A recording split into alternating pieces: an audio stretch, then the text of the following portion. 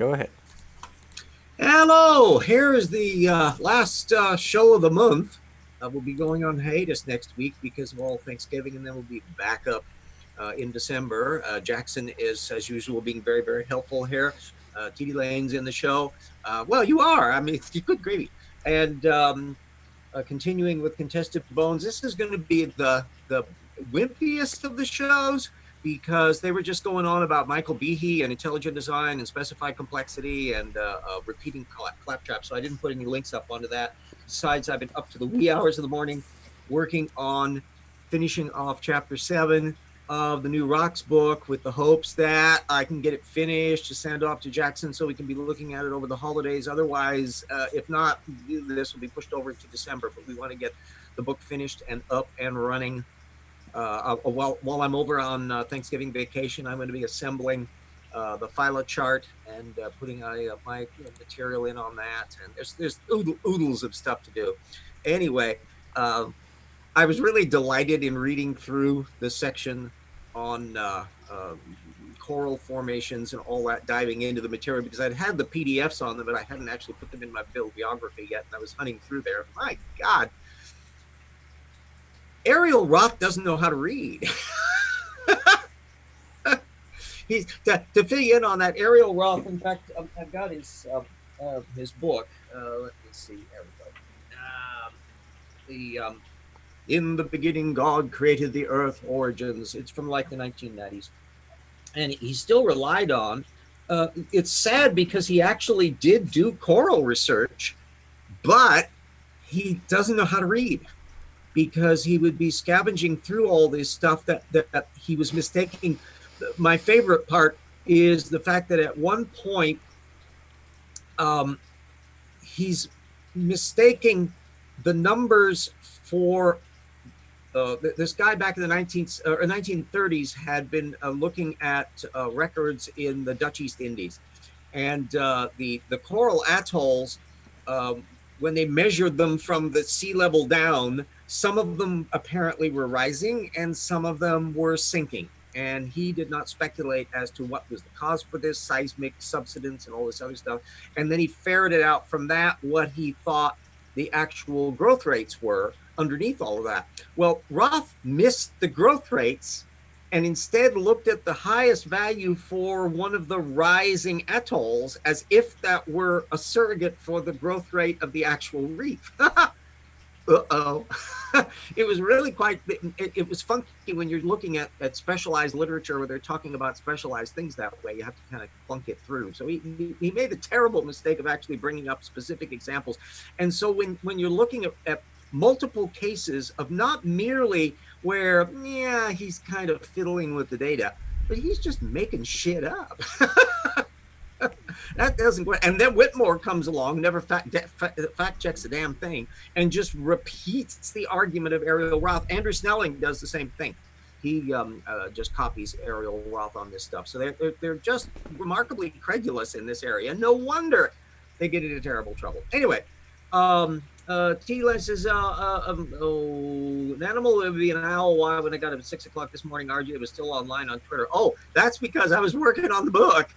I've been up until like 5, 6, 7 o'clock in the morning. And so when I'm going to bed, it's like sunset or sunrise, because I'm really wanting to get all of this stuff done so that we can have that out of the way, because there's still a lot of work to do, although not as panic-stricken as it would be as if I were trying to generate an index on the cold. The whole index is constructed topic by topic by topic. So all I've got to do then is, once all the pagination is done and all of the material is into where I've got the text, and I can do my text searchings and locate where all the pagination elements are for the already constructed thing. But there's still a lot to go on. I'm guesstimating, my last estimate, I think my bibliography for that, in fact, I got it open. I'm still working on the damn book. It's 184 pages of sources in that 10-point pitch. So I'm guesstimating it's probably for the whole book project at least 3,500 sources. It may be even more than that. I'll find that out when we get going on it. But just a few.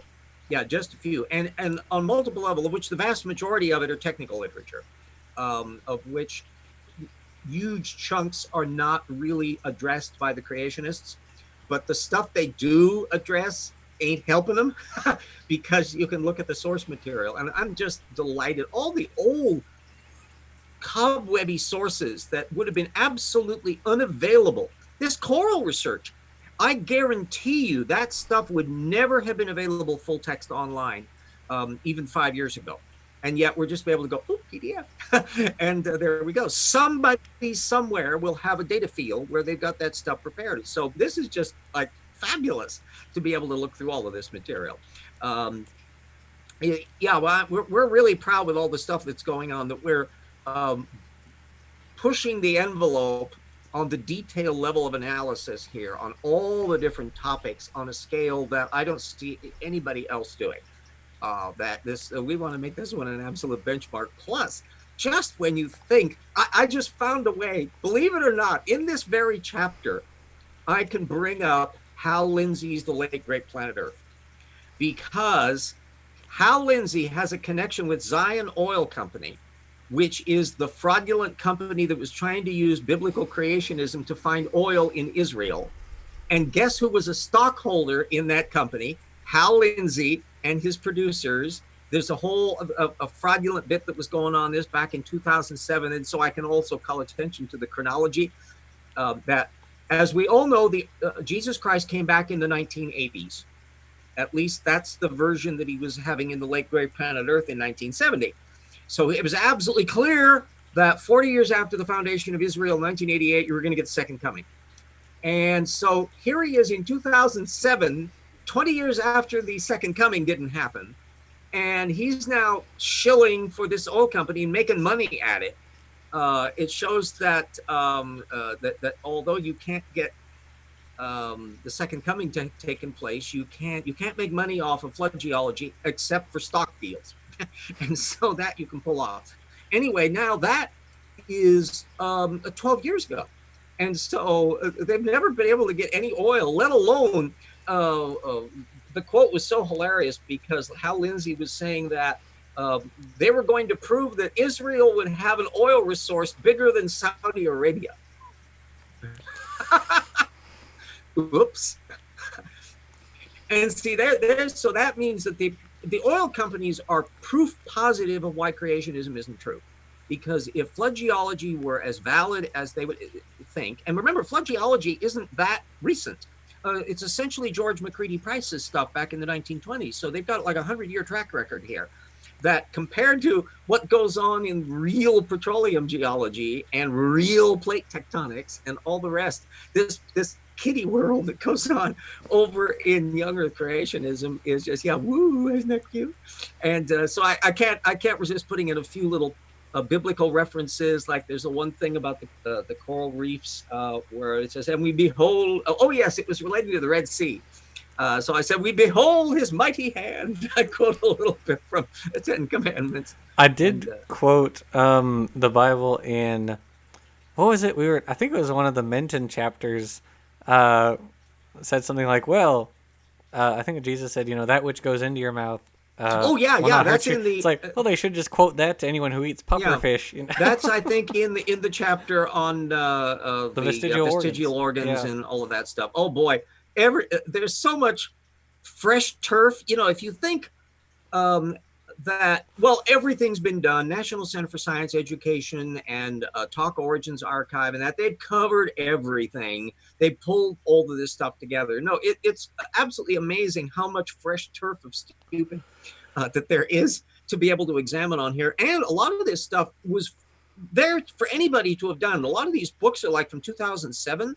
They're older materials. Some of the newer ones, I think I even have a little note in there that I cleared with you on it way back when we were starting out about how it was hard to tell when the book came out, because technically it would be like 2007, and they're not saying it's a revised edition. That's right. They have and that yet weird when you phylogeny. look, you'd see footnotes from 2013 and all of that. So I use that as the mechanism for determining when the thing was written. So some of the ones that we're listing as 2013, that's not what their copyright date says, but how can you have a 2007 book that's got a 2015 web link in it? No, they've revised the damn thing and not constructed it accordingly. So That's those are the yeah. procedures we've done. And that some of the chapters, though, in the same book will still be old.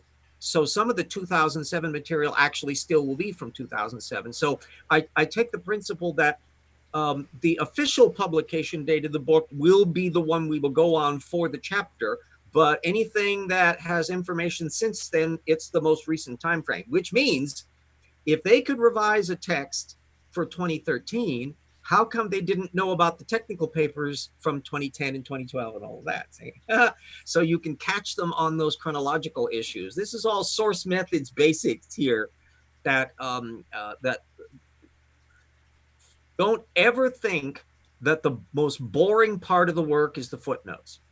It's exactly the opposite, because you can say anything you jolly well please. You can go in there and go, elephants are a form of asparagus, footnote X to Schmidlap et al. 1893.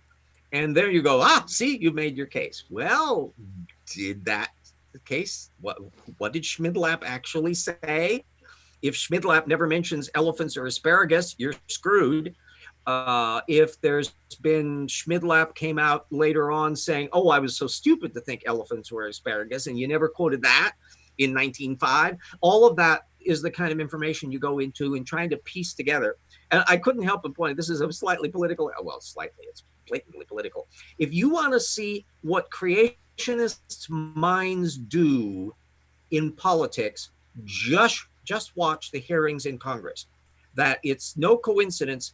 One of the people who is a Trump defender, he's not on the committee, but he gets circulated around in the tweets that I noticed, is Mark Meadows, who is a young earth creationist who sold a property that he bought in Arizona to Ken Ham. And so, and Rick Santorum is an intelligent design advocate. I wish more of the people who are involved in politics had questions asked them before they even get their nominations as to the basics, like, one, how old do you think the earth is? Two, do you think there was like a global flood? Three, do you think all life on earth is related by natural common descent? Four, do you think human beings are applied in that? All of those are questions that variously will bump into, and the Big Bang, that would be another one to bring up. And then as a sidebar, what do they think about climate science? So now you can start applying it to that. And everybody who follows me on Twitter knows that I'm an annoying prick when it comes to asking people's views on these things. That if you have a view, fine and dandy. I am okay with an honest creationist who really believes they're claptrap and is willing to defend it at source technical level. What I have no patience for are people who have a fog bank view or who try to dump technical papers on it like Cole does, James Cole, where you have no clue what the hell is going on in that guy's brain that would cause him to do that kind of stuff. So if you have a view, defend the damn thing. But most of them won't. And so if you become familiar with the source data and ask for source data and be willing to defend it yourself, everybody that knows me on Twitter knows that if somebody makes the mistake saying, Mr. Downer, thank you, how many papers would you like? Lee Weatherly is an example of a young earth creationist, and he will wave the same things over and over again. He put a posting up on the origin of life that it was just boilerplate repetition of origins or bust. It's got all this material on authority quotes from Eugene Koonin and all of that. And the thing is, because I do this in my work, another reason to support my work is that I can tell if a source has been cited by somebody. And so when I looked for this Koonin paper, there was my little black box next to it. It's been cited by anti-evolutionists. So he has probably got that from a secondary source. All of his material was probably gleaned from a secondary source, just like Whitmore does. And just like the people that we see defending our president of the United States here. My Tortugal alert is just constantly going off in the questioning in here. It's exactly the same method of inability to work out map of time and chronology of things, inability to look attention to the big picture, focusing in on authority quote minutia. It's all exactly the same methodology. And once you understand that's going on in that context, you can apply it to anybody. There are examples outside of that culture camp conservative creationist frame that are just as weird. I think anybody that wanted to analyze what Marxist ideologues do in their apologetic literature will find exactly the same problems going on. But still, method is everything. It's how do you know it's true? Are you willing to change your mind if it turns out it's not? What's your level of confidence on that being true or not? And if you're really sure that something isn't true, why would you be afraid to look into it? So you'll easily separate out those Tortucan from non-Tortucan minds. There are examples. NPR had a thing on a conservative Republican who was a climate science denialist. And one day the momentous moment happened when he decided to fact check the source. And he discovered that, holy shit, this crap that he had been repeating from the Heartland Institute was just junk. And he had to change his mind because clearly that guy did not, in fact, have a Tortucan mind. He had come from an insular reading frame where he thought that was the science because he had never bothered to read outside of it. The same number that we find all the time, Bill Ludlow before he died, and others when they would be interviewing people, that they live in a world in which the creationist and or other ideologue, that's their world. And they may not have a Tortucan mind. And if they suddenly start investigating the data and have access to the data, the light bulb will go off and they'll go, well, so much for that. But Tortucans, that won't matter. That it doesn't matter whether they were raised in it or not. They have come to have the object of desire. And like the people that we are analyzing in the New Rocks book, holy moly, the lack of curiosity, the lack of fact checking, the glib reliance on daisy chain. Sometimes it's hilarious to see somebody relying on somebody else, and then you're trying to track finally down to the primary source material on that. Anyway, so I'm going to be leaving for the holidays for a while, but I will not be unbusy working on all the things. You've been nodding your head there quietly, Jackson. Do you have anything to add to all of this? I agree. Yes, there we go. Yeah, go ahead. Oh, well, I guess we can talk about it later. Yep. So yeah, there are lots of the last. Oh, I think it's in chapter 3. There's a really funny daisy chain where you have Monty White relying on Jerry Bergman, relying on Jonathan Sarfati, and so you can just, Yeah, and none of them the thing fact is, checked him. you get this incestuous daisy chain component. The same thing will happen over in intelligent design land.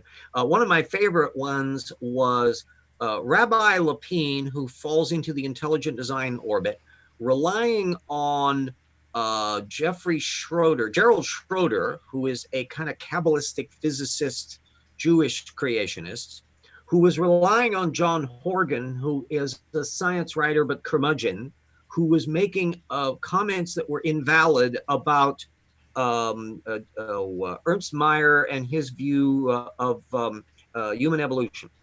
So you had this incredible daisy chain where nobody in the field, apparently including Horgan, had ever really bothered to read the book that Ernst Mayr had written about this particular issue, where he was saying about, there were puzzles about human evolution. And I think partly it was why, from a genetics point of view, is why are we so similar to chimpanzees and yet can look so different? Well, of course, this was 1991. This was before most of the genetic information is in. We know a hell of a lot more about that now. But that turned into, by the time it filtered downstream to Jeffrey Schroeder, it had become that there was a mystery to human speciation. Totally unrelated topic to what Mayr had started out with. So and then Rabbi Lapine simply copied it. So Lapine jumped off the bandwagon, copying Gerald Schroeder, who had misread Horgan, who had misrepresented Mayr. Surprise! They come up with a bad answer on stuff. Yeah. And so always be, it's not that I'm averse to a good quote, but I think people are going to find Jackson does exactly the same approach that I do, that two forms of quotations that we're using. One is where you're actually presenting data content. So you've got a detailed description of X, and instead of just writing out your own summary of it, just quote the damn thing, and you can see for yourself, because they explain it way better than we can. Yeah. The other one is hoist by their own petard. where it's not that the creationists have said a stupid thing. We want to see you to see exactly how they said the stupid thing. And some of the ones are ones where you're going, oh, do you want to go there? Are you really making like this nitwit Whitmore can't tell the difference between measuring the diameter of growth of a coral and the vertical growth of the coral. And he can't tell the difference between measuring the vertical growth of the coral and the height below sea level of a coral reef as sea level fluctuations change or the island moves up or down. That those aren't the same thing. And Whitmore just doesn't seem to connect the dots on this, so he's throwing out all these little numbers, which he's stolen from Ariel Roth, who made them up, and whoop, away you go. Good gravy! It's absolutely terrible. Yeah, it is, but it is a very interesting chapter altogether. And yeah, Yeah, all of this stuff. For one thing, we're able to bring together such a interconnecting mess of stuff. One of the things that made it very difficult for me to come in on is that there will be the creationist will have a scatter shot. Whitmire bounces all over the place in his bloody chapter, and so you're just about ready to bring up this topic because actually it connects up with this topic, but do you want to discuss it now or bring it up later? So there's like the formation of salt, which is actually quite late in our analysis. But salt relates to the Messinian salinity crisis, which he doesn't seem to be aware of, which relates to the desiccation issues and plate tectonics and incised canyons, which connects up to the Grand Canyon. And so there's a whole bunch of things that, you know, needless to say, there's a lot. I hovered on the brink of wanting to bring that salt section up to the Messinian salinity crisis, and I thought, nah, but it actually connects up, yeah, so I just left it down in that little spot. So that's all the editorial choice. I know there's a thing where I've been there, done that, is that Jackson naturally does exactly what I did at his age, which is when we want to vaporize somebody, you take their entire argument and you pull it apart section by section, and you go through it point by point by point by point by point. Now, as an old fart, I look at that same thing and realize that what you want, ideally, you want to have a thematic structure and a certain dramatic arc. So you don't necessarily have to address the points in the order they presented them, especially since so many of these damn creationists keep bouncing back to the same tropes later on in the bloody chapter. So there's no point of mentioning head up their ass on X, then later on they insert their head again on X, and then for the third time they insert again. Yeah, and so I restructured it, some of the chapters for that kind of purpose, to put in that little thematic arc on it. Where I really bogged down for a while was that mammoth amount of material on the new geology stuff that I was putting in, because I was actually doing live research myself on figuring out all that was going on with the tectonic issues and paleoclimates, and some of the areas like on the Green River and all of that. There's been actually a lot of new research that's come along since that's clarified that you suddenly discover, oh wait, there's a whole new bit out there. And so it's like I'm like a kid in a candy store in the huge range of technical material that's available. And but at the same time, as anybody that ever has done research must realize, you get into this rabbit hole mode where you can discover this and that leads to that, and ooh boy, look at what popped up on that Google search. That's actually a side issue, but no, that's actually a very important point that you, and so you follow that. So you can it's way easy to get bogged down in all the little details that way, to try to triage where to go on all that stuff. I'm directly measuring a little bit of the scale of the issue. That all of the anti-evolution literature combined so far, I've found that they have cited about 4,000 technical papers. Now that compares to my data field, which at the moment is 27,000 and climbing. And I, for not even the slightest moment, think that that's most of the technical literature that bears on these various issues. I have more than 2,000 technical journals that are being drawn on in all of that. It's daunting to think. I mean, could you imagine? You can't read everything, but it's a matter of threading at speed. The one advantage I have is I'm insufferable, in that I'm very relentless And I think Jackson is the same way on this kind of stuff. But once you get the burr under your bonnet, you want to know about it. So you start researching and researching and researching, and you want to figure it all out. You want to understand what it all is, and then you discover little light bulbs going off, going, "Oh, this is actually fascinating," and we want to impart that to the reader. So we're bringing up all of these wonderful things because the real science is so cool. It's absolutely delightful. Oh, BJ asked, "What do you make of a creation article where every link they had was not found?" Ooh, that's a big dead giveaway. I'll tell you this: um, if it's an older work, the odds are that that's going to go up. And by the way, that can happen with anti-creationist websites and that too. Mm-hmm. What you want to do is end run, because I'll tell you that, let me guesstimate, half of the time the source actually exists. It's the links wrong, because they've, in the meantime, somebody writes their article in 2003, and it doesn't matter whether they're creationists or not, and they link to the thing. In the meantime, website was reformatted, and all that information was moved over to a different thing, so it's got a different web address. That means the link won't work. So what you want to do is to look for the title.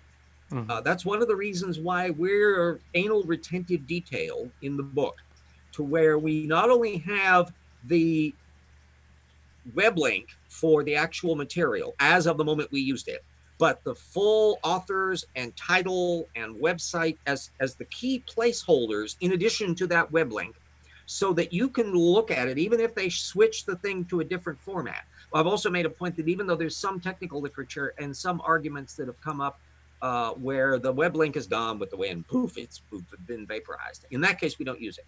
So all the stuff is active, correct material to the point of what we done. So the main thing is, and you can do this in your own writing, and demand everybody do the same thing. If somebody does a bloody video and they don't put links up to their works, why not? If they mention technical papers or secondary material that they're drawing on, why aren't they putting the links up? They may not need to put every single one, but at the very least, the big heavy guns, they should up, and the readers and viewers should be demanding that they do that. That you shouldn't hold them to the standards. Well, they present their cute little argument and they've got their little thing. I don't even have to look at it. No. Also, if you see a source being referenced by somebody, when I watch Pelagia videos or Vice Rhinos or any other material, they may not actually put a link in the description, but they're putting the paper up on the screen. Well, freeze frame, pause, write down information, check all that information, look it up, especially if it's something you haven't heard of before. That's one of those, wow, that is neat. That's serious issue if that's true. Look the damn thing up, read it, confirm that the paper in fact is saying what they're saying it does. Now you look what you've just done. You've now not only found that information complete, but you've also measured the secondary source's reliability. That's one of the reasons why I'm impressed with you, Jackson. I'm impressed with Pelagia. I'm impressed with Vice Rhino. These are people who are very careful, meticulous people. They're not infallible. In fact, Pelagia once in a while make up and he'll say, "Whoops, I have to make an adjustment on that. I'm sorry, my bad." Everybody makes mistakes. I know this will be shocking. Even I can make mistakes, but nonetheless, it happens. To err is human, but to correct requires sound method, which means that you want to make sure that you have made not merely a case for the position you're holding, but you want to make the best case available. And the advantage that we've got today, and our book is a prime example of it, is the enormous range of technical material that's available to anybody if you just get off the duff and look. How many hours do people spend playing video games? I When spend if a they lot. took even a fraction of that time and researched science matters. Now, if all you care about doing is playing video games, that's fine, nothing wrong with that. But if you're going to engage with anti-evolutionists or theocrats or wacky politicians or flat earthers or fill in the blank, sublet some of the video game time to the source analysis approach. And for one thing, it'll make you a more knowledgeable debater and discusser, because now instead of you're just repeating the tropes you get from other ones, now you get into a whole different. Lisa, True. do I watch your channel? Gosh, I am not sure. I know I don't think I have you on the subscribe thing. You've got put a little link in there so I can go over and put a subscription to that. I have to confess I don't watch every single video that comes down the pipe, and for one thing, not enough time in the day to do that. But I do triage certain ones that, especially if a relevant topic comes up, that I think, oh, I may very be finding things that I didn't know about on that. Most of the videos I watch, frankly, are stuff that I'm analyzing because I'm likely to disagree with them.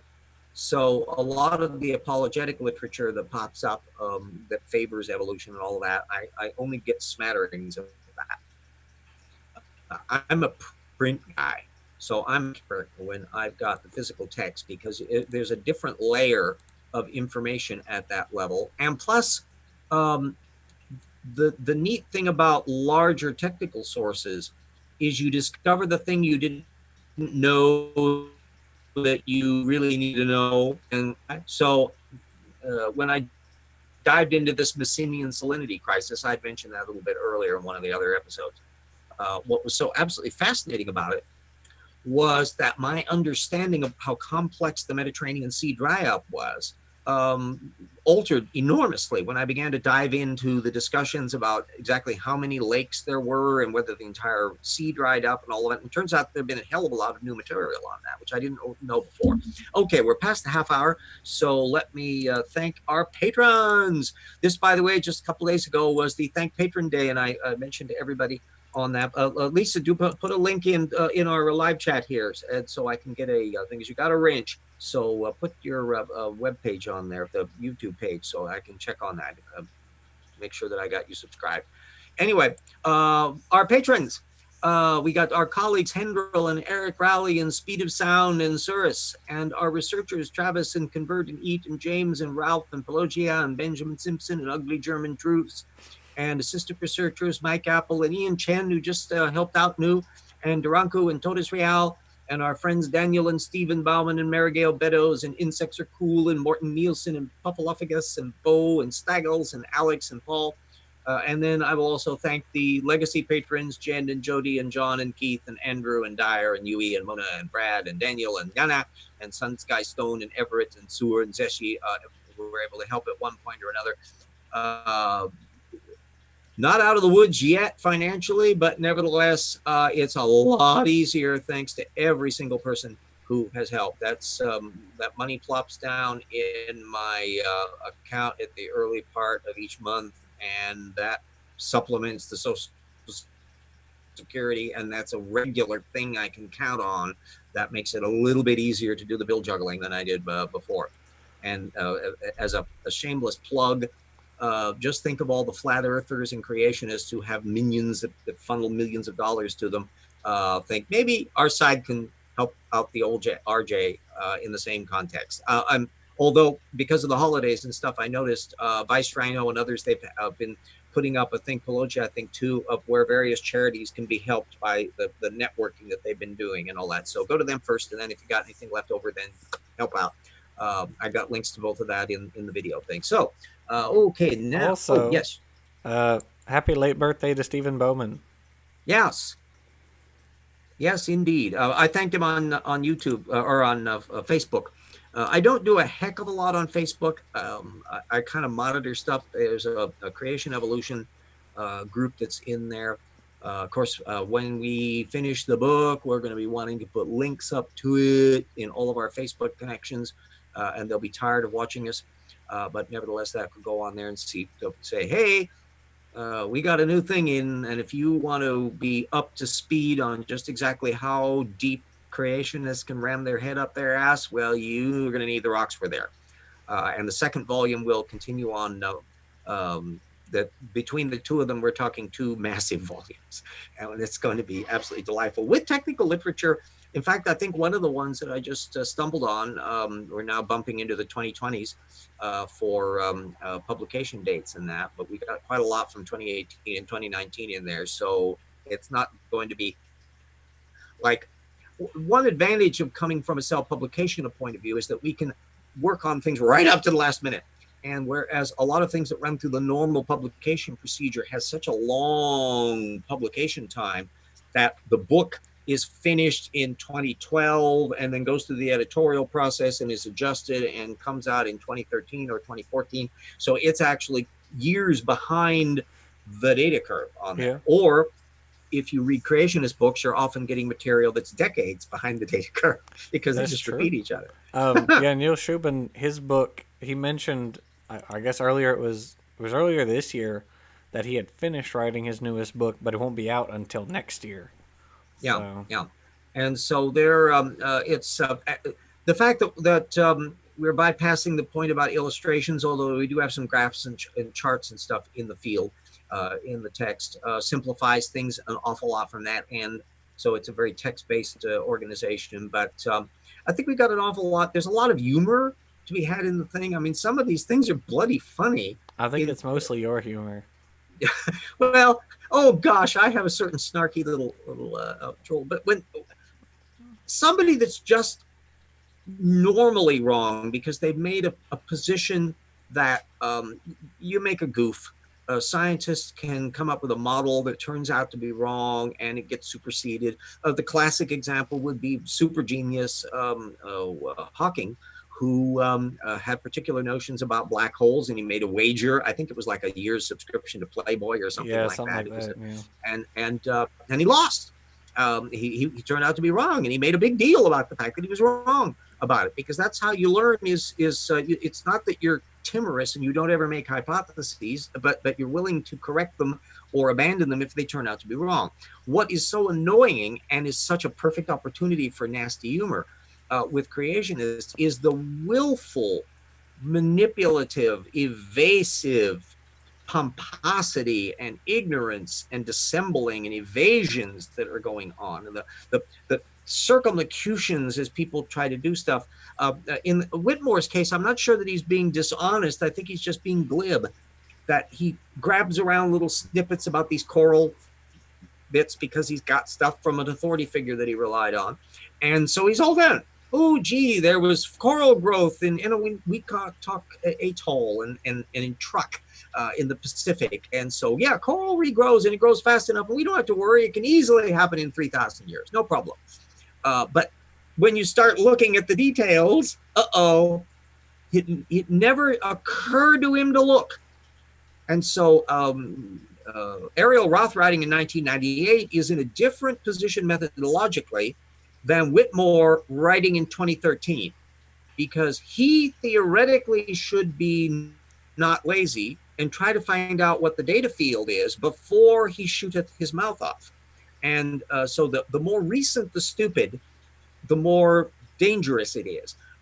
It's been delightful that David Menton, bless him, has actually kept going. And so not all of his stuff is retreads of the 1990s. He's actually put in recent postings, and therefore, we got him. Because if you're going to cite something and with a recent publication date, why are you relying on such old material? That's we were just talking before we came on screen about that. Look at the dates of things. If you've got a 2008 posting at a creationist site and they're fielding 1960s and 1980s papers, what, did everybody get embalmed in the last few decades? Has there been no work? That's a dead giveaway that whatever topic they're talking about, you want to research it to find out what the data field is nowadays, and then Very map that likely against it's this. different. Yeah, then you can now ask the two questions: are they not mentioning the new data field because they know about it and can't explain it, so they're just not going to discuss it? Or do they just not know about the data field because they're bloody lazy? Those are both alternatives. It's a different kettle of fish the moment they cite a recent source, because at that point they can now say, well, if you cited this paper and it mentioned this other work, why aren't you doing that? So we some of our best moments, I think, in the book are when they didn't read their source carefully. Yeah, there was one in the salt example because he's like, oh, rapid salt formation. This happened 5 million years ago. Yeah. Yeah, that actually sounds like the Messinian salinity crisis again. That I'm just working on that part because oh, and there's various other ones too. There's Michigan. There's a huge salt deposit in there. I don't think I'm alluding to it in there, but it's mentioned in a posting that Henke did, criticizing a bunch of creationists on there. It's a think of it as a video game without the video that instead of hunting the monsters that are infesting the space base and firing little red things at you, pew, pew, pew, all the time, instead, you're hunting creationists, and the field is to ferret through sources and It's find funny you out say whether or that. I was playing Star Wars right before we started, so not. Well, yeah. And my niece's husband and also his kid are just pathological video game players. They well, they shoot them just up. came out with a new Star Wars game. I had to get it. Yeah, You know. yeah, and they while away hours and hours that way. Well, I while away my hours and hours hunting sources and investigating science material, and it for me, I'm delighted because I'm learning so much stuff. If I could tap my 1980 self on the shoulder, I would have so many things to tell myself. For one thing, keep an eye out for homeobox genes. They're big. All the things that would be happening in the decades since that I didn't know about when I first started researching all of this stuff. And that's another one that if you want a trope, you can tell people honestly, nobody would be more thrilled with the state of knowledge that we have in biology and paleontology than Charles Darwin. He would be he would go, wow, that's neat. And he would be going, what? Oh yeah, I suspected that, and now you know it. And of course, the main thing is he would just Yeah. be diving into DNA. He would just be, so you Yeah. mean you figured that out? Wow. One of the things I think he'd be interested in, he makes like a very brief note in Origin of Species that the fauna of India looks a lot like the fauna of Africa. Huh. Yeah, Oh, I wonder why. Maybe because India was a part of Africa. I mean, he's yeah. pre-tectonic plates, and he saw the similarities.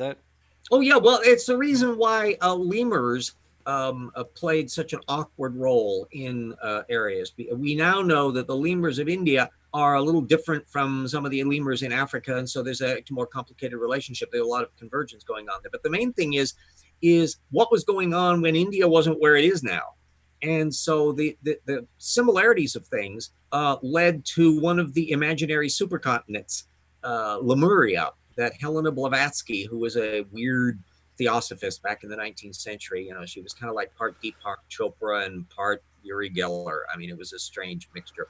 Anyway, she invented a whole brand of pseudo mythology, theosophy, and was pushing the lost continent of Lemuria, because there was some thought it was the big land bridge rush of the 19th century. Whenever they would find critters that were separated by great distances, they would think maybe there was a land bridge there at one time that has since disappeared. And so that's where Lemuria came up. And then there was another idiot, Charles Churchwood, I'm not sure, Churchwood was the last name, who in the 1930s on came up with one better, Mu, the lost Moo. continent of Mu, Moo. not Lemuria, just Mu. Moo. That was the entire Pacific Ocean for all practical purposes. So you have in the lost continent lore, there's Plato's wimpy little Atlantis over in the Atlantic, and then the Indian Ocean Lemuria, and then the Mu Moo. that existed even earlier. Well,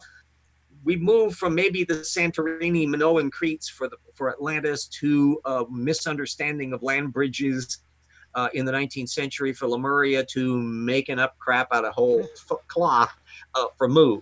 And you still find you can measure, there's a section, I think it's in Dinomania, or maybe it's the human evolution chapter. I've got some little side notes in that on that. But it plays a role in pseudoscience, and that a lot of that stuff still pops up today in your Christopher, in that Sitchins and Hitchens and a few other people.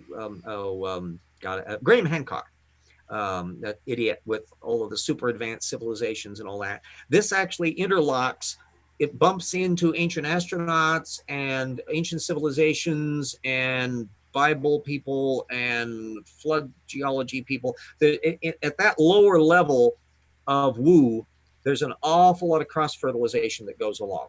You don't see that at the higher echelons of creationism.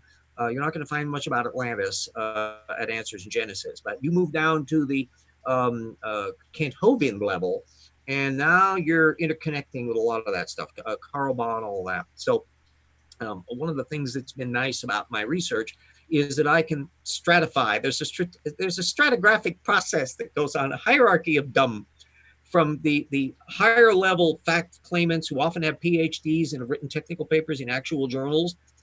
Remember, there's like about 100 or so of those in the anti-evolution biz, of which not all of them are major fact claimants. But then you move down to the parasitical glee club, and there's a ton of those at Answers in Genesis, and functionally all the people in intelligent design land that they're basically glee clubbing themselves. Then you get down to the smorgasborder set who want to be fancy schmancy sciency, and you'll find the Standing for Truths, and you'll find apologetics over in the intelligent design side. And that they've read a few books, and they've copied down the notes, and they've copied down the references in the notes, and they repeat those back, and that's as much as they know, and they have never thought about anything outside of the box. And if you ask them a question like you have done to Standing for Truth outside of the box, it's doom. Yeah, they can't apply it. Yeah, they don't have the basic knowledge of Standing for Truth is an example. He doesn't have a basic knowledge of genetics. And so when you try to talk to people, to creationists who are all about genetic entropy, and you try to talk to intelligent designers who are all about the flagellum, and you try to ask them sort of basic things about either, cellular morphology or genetics, and they just have no clue because there's no foundation there. They have no framework with which to understand these concepts. It's just the argument, and that's it. That's all it exists for. To one up the evolutionist. Yeah. So. Yeah. And so that's one of the areas that is one of the useful diagnostic tools that we can go on. Someone was just asking about Darwin's Achilles heel, and I was just checking my bibliography since it's actually open. I've heard of it, but I don't the name know what it rings is. a bell. I seem to think it's an intelligent design book, but it sounds familiar. There's you just love these. OTD Lane says Carl bullshit. Yeah. That's another one. Yeah. Carl Behe is an old schooler. He's my age or older. And so that's a different dynamic than the newer bullshitters. But methodologically, they fall into about the same little area. And what you actually have is a split personality in anti-evolutionism, because so much of the creationist worldview was generated from books back in the 70s and 80s. Now, virtually every anti-evolutionist you run into has not read a book at all, and they have gleaned their material from websites. So they only know what's on the web. That's why I love bringing up the reptile-mammal transition, and get my book so you can find out all the skivvy on that, because some of the material, all the intelligent design assaults on the reptile-mammal transition, and they're not many, like 5, are in book form, not website. Whereas if you try to Google creationist responses to the reptile-mammal transition, it's a small club, and it's largely John Woodmarapp's article from 2001. You got a little bit of Krieger going on at Creation Wiki. You got a little smattering of David Kopej. You got a little bit of Elizabeth Mitchell. It's a pretty small bunch of stuff going on in there. And then it's tougher to dive farther down, peeling away all the baraminology material and look at kind of stuff to find out what they've gone on that level. So when you start finding out how they construct their arguments and what information they're relying on and what not, and the context of the data field, then you can pick your turf. So now you can figure out what's a question that you can ask them that their brain is going to go into deer in the headlight moment. You discovered that with Fazal Rana, trying to get him to explore some of the paleontological stuff. He just like he has no curiosity about this stuff. I haven't looked into that. I mean, I don't expect I don't expect everyone to have a knowledge of everything, but I was intrigued that uh, he he said, I have him on camera, saying elephants and tunicates are related to each other because they're both chordates. They have the same developmental program, Yeah. but humans are not related to Homo sapiens are not related to Homo erectus or Australopithecines or chimpanzees because we are special. And Yeah. why? Cause Because and you need and that's one area that I make a big deal out of in the Planet of the Apes chapter in the old tip, and we will be alluding to a lot of these same issues in the human evolution stuff that will be in volume 2 of the Rocks Were There book, and that is that for anti-evolutionists, the vast majority of them don't give a rat's ass about the carapaces of trilobites or how many vertebrae a sauropod had. They want human beings to be specially created because their theology mandates it. So their apologetics are tuned to that in the primary. And what if you know the history of evolutionary thinking in the data field, and I've alluded to this in previous episodes, but I might as well be boring and repeat it, is that um, up until the 1890s, what did you know about human evolution? Well, there were people, and they were having these old prehistoric people that they were finding some information of, burial mounds and stuff that was pushing back the boundary. And then there were these funky Neanderthals. And so, are they deformed soldiers from Napoleon's army? That was one argument. They got rickets. There's something weird about them. They look kind of odd. But there were very few fossils available as well that. But other than that, zip. Now, starting with Java Man and Peking Man, and then in the 1890s, and then in the 1920s, when the Tong Child was discovered, I think it was Tong Child. In the 1920s, and then in the 1930s, more Robert Broom is getting into the act, and Louis Leakey and all of that. They're digging around and they start publishing papers, and then the dam breaks in the 1940s on to where now, well, there's all these hominids from of the African area. You've got Homo erectus spreading around through Eurasia, and then we're starting to radiometric dating things and blah, blah, blah, and exit Piltdown. And now we've got a glut of data and this that are used to analyze the evolution of sauropod vertebrae or trilobite carapaces is applied to the dynamics of hominid jaws and brain systems and all the rest, which means you can't separate human evolution from every other evolution, but they got to. So then all of this becomes an apologetic dodge as to how they can keep one to the other. In the old days, then, in William Jennings Bryan's day, you could theoretically, a little chunk of your brain could be okay with evolution, but because humans weren't impacted by it. Now you can't do that. If you accept the natural internal variation of organisms and the origin of new genetic systems by gene duplications and retrotransposons and blah, blah, blah, so many different mechanisms involved that generate novelties in birds and in kinkajous and in endosymbiosis in bacteria and in protists, and it's just a vast array of prospects, but not with people.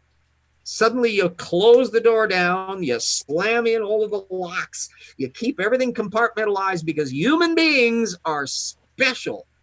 One of the tropes I like to put up when somebody is behaving stupidly, I'm saying, well, especially when they say the brain was designed, it's God's vision and all that. I go, yeah, no, actually, they're using their evolved brain, and I can bet that their anterior cingulate cortex is a human. That's the little primate brain system that the primates used for and still do for a social conflict resolution. And we humans have also co-opted that. Another one of those little spandrels of something that takes on a new function whilst retaining its old function. We use it in self-deception because they can measure it firing when people are self-deceiving, and they just do psychological studies and all that kind of stuff on it. There you go. The same mechanisms are going on that are. I sometimes shock some people when I refer to the meat computer up in there, but that's in effect what it is. And it's an amazing meat computer. You can make Beethoven symphonies and you can do Auschwitz. The meat computer can do all sorts of things, and the social interactions of all the different meat computers. Some of them don't like the idea that they're meat computers, and others are okay with it. And one thing goes after. But the one thing you can't do now is draw the line in the sand here, but no farther. Gene duplication, but not over here. No, sorry. It's an all or nothing bag. So most anti-evolution apologetics then turns into things not related to humans, even though that's the thing they are really defending. And once in a while, then you get the obsession coming out. So in Darwin on Trial that Philip Johnson wrote, if you actually look at the lengths of the sections, the biggest one is on human evolution. Even though he is usually talking about things when he was interviewed and all the rest, he was not talking about Australopithecines, typically. They were talking about Archaeopteryx and the Cambrian explosion and all that kind of stuff. And then when you look at Steve Meyer and Bang the Drum, and the same thing with Fazal Rana, Cambrian explosion, origin of multicellularity, origin of life. It's all origins of bust stuff. It's way far away from tool-making hominids during the Pleistocene. When you start looking at that blip by blip by blip by blip thing as to what is going on, where they're starting out with very primitive tools, and then they're getting a little bit less primitive and a little bit more sophisticated and a little bit more sophisticated, and then they go through long periods when they're really boring, that they, you know, that the patent law never applied, and they were making a particular basic tool for a long time, which are going to be linking up the whole notion of why sometimes evolution will stay stuck in ruts like that, and particularly why that's happening with social things.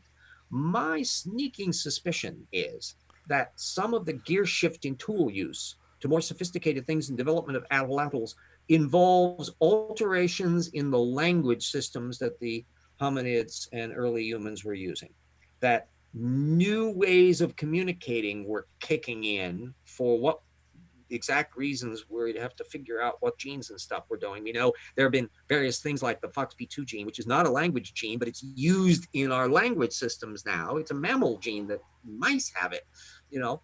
And so the possibility that there were little things that were happening in the software that then, like ticking time bombs, allows interactions in the social network that allows an innovation to spread more rapidly. So how many clever things, how far back do we have to go to see Da Vinci's and Madame Curie's, geniuses, Mozart, all the rest? In other words, would there have been people just as brilliant as that in Homo erectus, but they were just slogging along, making the best tool that they could under the circumstances, and then dropping dead at age 30 from any of number causes? So they never had a chance to do or have an easy ability to communicate that information because nobody had any writing, and so everything was oral traditions and all the rest. And plus, they didn't like him because he was always saying, "Hey, we should make a better tool."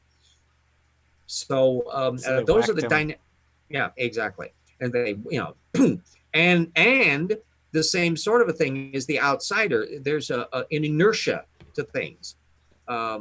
We know this in the history of technology, or the cliche, as an old fart, I can say this, the cliche of the older person that can't figure out how to use the cell phone or can't figure out how to use the remote on the system and won't even figure out how to program the DVR, all that kind of stuff. And there's a degree to which human beings don't like the new.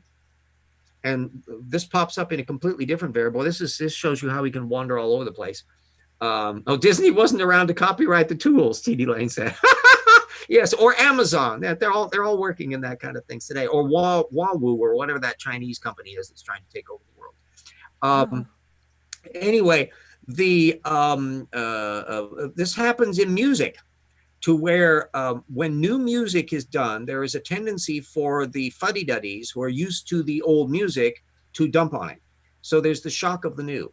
And music, that it takes often a long time before the stuff that was new kind of becomes ingrained and you've heard it more, and then you decide, yeah, actually that's kind of neat. Yeah, I kind of like that. There's that quality. Well, that same cognitive architecture may very well have been playing in areas other than that. There is a burgeoning interest. Two things you would not think have anything to do with working out why evolution is what it is.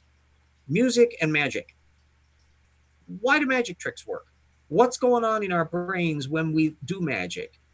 And why are certain animals surprised by things when you try to do a magic trick in front of them and others aren't? And what's telling about what's going on in their heads that way? And then in the music area, there is in fact some cognitive connection to grammatical language systems and music. And then the other issue is, why do most people not like dissonance? I'm a weird one. I'm a mutant. Not only do I have the I like broccoli gene, or rather the I hate broccoli gene is shut off in me, but also, unlike most people, I like dissonant music. So there, I was, my niece gave me a birthday present, and I listened to Prokofiev's Fifth Symphony. Prokofiev's Fifth Symphony, no, Third Symphony, which was, I had never actually heard it in a concert hall. I have it on CD and all of that stuff. And I was amused. I was much as amused by what the audience reaction was going to be than the music, because I already knew what the music was. It's noisy. And the audience there were largely middle-aged people, although there were some younger ones. But I was asking a lot of them around, have you heard much Prokofiev? And, you know, they kind of knew Peter and the Wolf and things like that. Everybody has heard Peter. Isn't that sweet? You know? The Third Symphony is, and it's noisy, curious. There's a thing where I knew they were losing them. The conductor even had to get up and say, "There's some noisy parts in this music." He warned them in advance about it, and I knew what was to expecting on it. But there's this one whole movement that's got no actual melody at all. And there's this thing where the violins are kind of going, yeah, and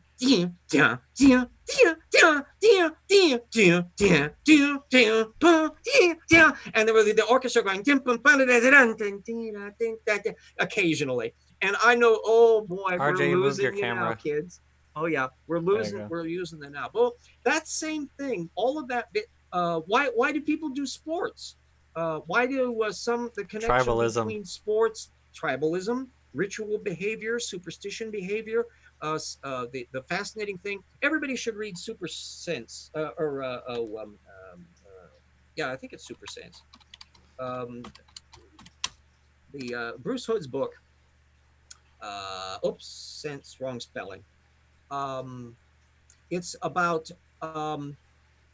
the how we construct superstition in our heads. Bruce Hood. I may have gotten the title of the thing wrong. I'll look it up. Anyway, it's a really short book. You can probably find it at your library easily enough. But Michael Shermer had drawn upon it for quite a bit, which is about how do people believe stupid shit? What's going on in their brains when they do that? And is it actually unnatural? No, not really. That we are pattern formers. We easily fall into superstitious thinking and magical essentialist thinking effortlessly. That it takes a lot of actual conscious movement away from that. We like to think teleologically. Everything happens for a purpose. Have you heard that one before? It's got to be a reason for it. Not necessarily. Maybe it's just complete. And a lot of conspiracy thinking comes from that. It can't be just because somebody went nutball. There must be a plot. There must be a darker reason. There must be, there must be. That human urge is really strong. And Hood, it's a very funny book that also is extremely useful. And it is a kind of like a gateway and approach to getting into a lot of what's going on inside of our little meat computers. That explains why we have ritualistic behavior, why we have superstitions, why we have religions. It's very natural for us to do that. And so I don't anticipate that any of that's going to go away. However, we know from history that we've had different cultures over time as to how much they coddle that kind of behavior or not. So most societies today, not all, if you think your neighbor is a witch, you can't have them killed on that account. But there are some cultures that where they go wink, wink, nudge, nudge. If you stone to death the person for witchcraft, we're really not going to bother too much about it. There are some places in Asia and Africa that still have that problem.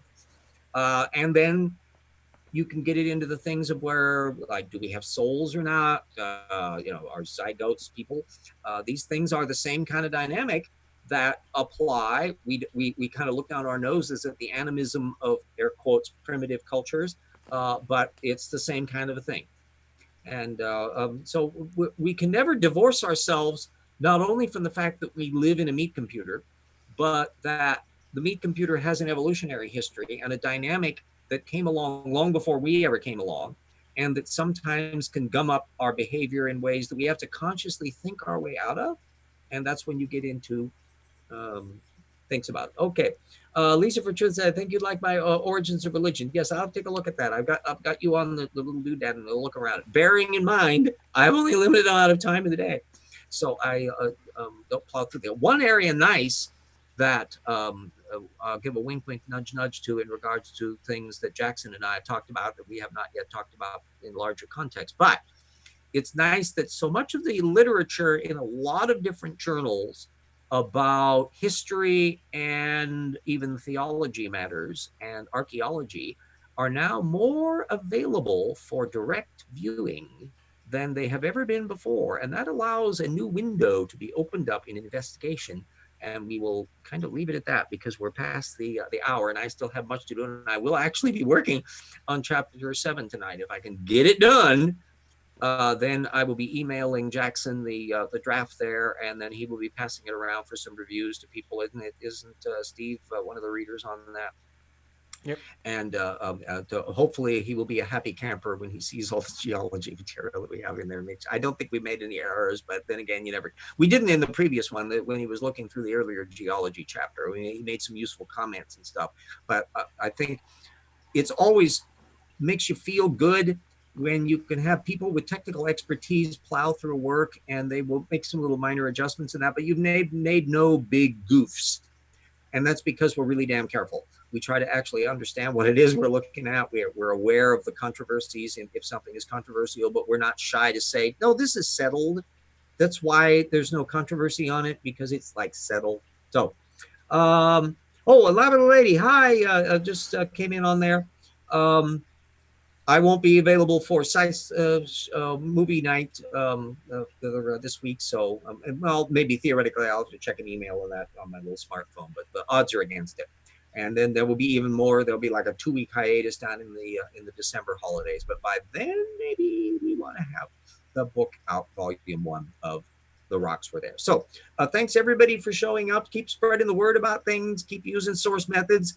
Tell everybody that you know that I'm here and what I'm doing, what I'm trying to do.